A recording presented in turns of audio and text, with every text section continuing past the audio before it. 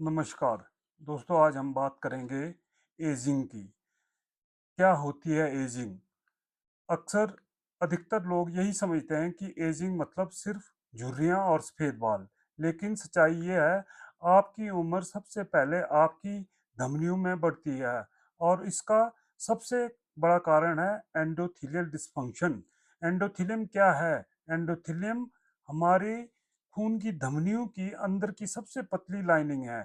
ये सिर्फ कोटिंग नहीं है, ये एक एक्टिव एंटी एजिंग ऑर्गन है जो नियंत्रित करता है ब्लड फ्लो को, इन्फ्लामेशन को, क्लॉट बनने से रोकता है और ब्लड वेसल्स की इन धमनियों की रिपेयर भी करता है।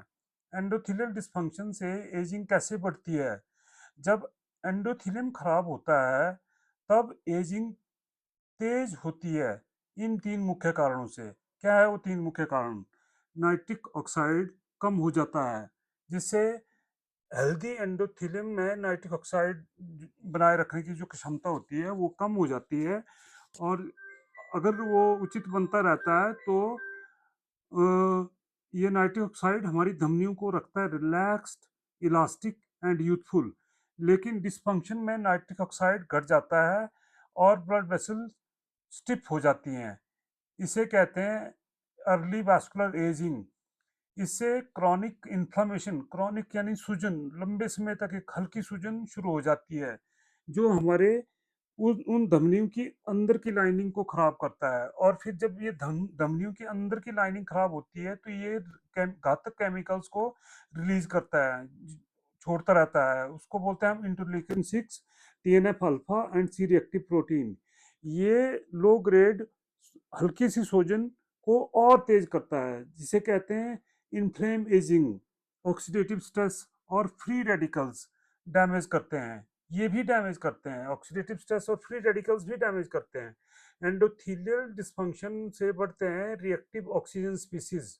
ये नुकसान करते हैं हमारे डीएनए, माइटोकॉन्ड्रिया और टेलोमियर्स की, जिसमें प्री मेच्योर सेलुलर एजिंग होती है।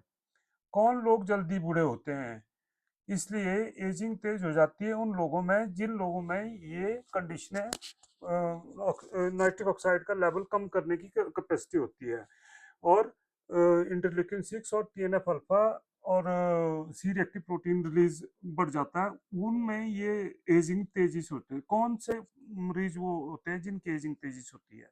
वो होते हैं डायबिटीज के पेशेंट, हाइपरटेंशन के पेशेंट, और जो लोग स्मोकिंग करते हैं, और जिनको मोटापा होता है, और जो ठीक से नींद नहीं ले सकते हैं और उनके नींद के दौरान खराटे लेते हैं, उसको स्लीप एपनिया या ऑब्स्ट्रक्टिव स्लीप एपनिया ओसा भी कहते हैं। और जिन लोगों को क्रॉनिक स्ट्रेस रहता है उनकी एजिंग जल्दी से होती है।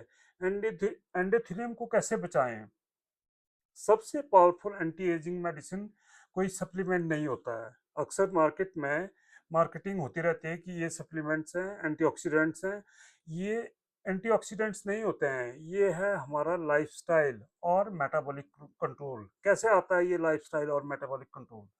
अगर हम रोज 30 मिनट तक वॉक करें और अपने विसरल फैट यानी पेट में होने वाली चर्बी को कम करें, और मेडिटेरियन डाइट, मेडिटेरियन डाइट वो वाली डाइट नहीं मैं बोल रहा हूँ जो मेडिटेरियन सी के आसपास वाली कंट्रीज यूज करती हैं, वो तो करते हैं उनका सेवन।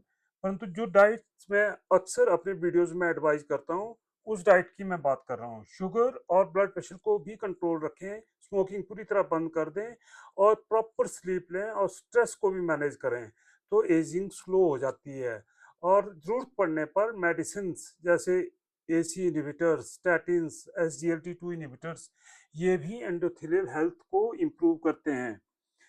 तो याद रखिए, हेल्दी एंडोथेलियम मतलब यंगर आर्टरीज। यंगर आर्टरीज जब मैं बोल रहा हूँ तो हेल्दी एंडोथेलियम मतलब यंग धमनियां, जवान धमनियां। जवान धमनियों का मतलब है लंबी लाइफ और बीमारी मुक्त लाइफ। अपनी ब्लड वेसल्स की रक्षा कीजिए, एजिंग को अंदर से स्लो कीजिए। धन्यवाद।